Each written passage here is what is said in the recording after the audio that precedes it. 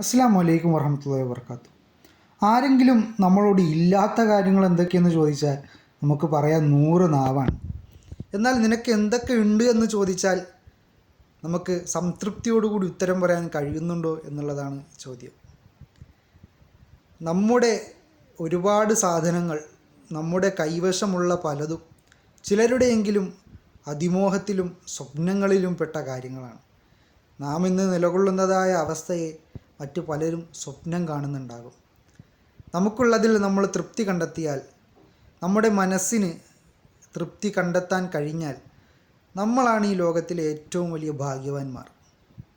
കാരണം നമ്മൾ കണ്ണുകൊണ്ട് ഇല്ലായ്മകളെ കാണുന്നതിനേക്കാൾ നമ്മൾ മനസ്സുകൊണ്ട് തൃപ്തികരമായിട്ട് ഉള്ളതിനെ കണ്ടു കഴിഞ്ഞാൽ അതാണ് നമുക്ക് അള്ളാഹു നൽകുന്ന ഏറ്റവും വലിയ അനുഗ്രഹമെന്ന് എനിക്ക് തോന്നുന്നു.